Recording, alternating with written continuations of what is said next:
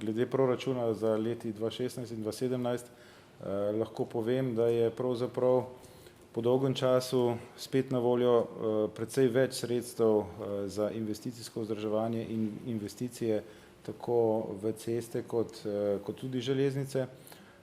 Mi smo namreč lahko v celoti ta sredstva, ki se zberejo z namensko dajatvijo ob registraciji vozil, namenili torej za te potrebe. To je približno 150 milijonov evrov letno. Dodatno je potem bil še sklep, da torej v letu 2016 in 2017 te namenska sredstva povečamo za približno 15 milijonov evrov. V letu 2017 pa je na voljo še dodatnih 20 milijonov tako imenovanih integralnih sredstev, ki bodo tudi namenjena torej investicijskemu vzdrževanju. Tako da bom rekel, sredstva, ki se torej v teh obeh letih namenjajo tem potrebam, so recimo na cestnem področju približno 100 milijonov evrov, kar je, bom rekel, tisti obseg sredstev, ki zagotavlja nek minimum, da se stanje cestnega omrežja ne bi več poslabševalo, gledano v celoti.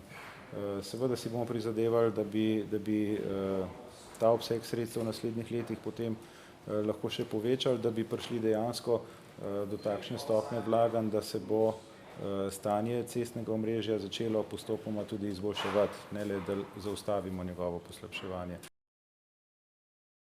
Lahko rečem samo to, da intenzivno delamo na pripravi tega projekta, skratka na vzpostavitev pogojev za njegovo realizacijo. To je intenzivno pridobivanje zemljišča in računamo, da bomo že konec tega leta ali pa v začetku naslednjega imeli izpolnjene pogoje za pridobitev gradbenega dovoljenja za celotno traso. Intenzivno delamo in preučujemo tudi možnosti potem za oceno oziroma projektna naloga je pravzaprav že končana za objavo razpisa za oceno, preverbo ocenjene vrednosti projekta in tudi izdelavo optimizacij in možnih racionalizacij projekta. Tukaj vemo, da je recimo to povezano tudi z vprašanjem, ali se bo ta projekt namenil, bom rekel, mešanemu tovornemu potniškemu prometu ali samo izključno tovornemu. V tem primeru bi bile iz tega naslova možne določene poenostavitve in pocenitve. Delamo seveda tudi na pridobivanju potem evropskih sredstev.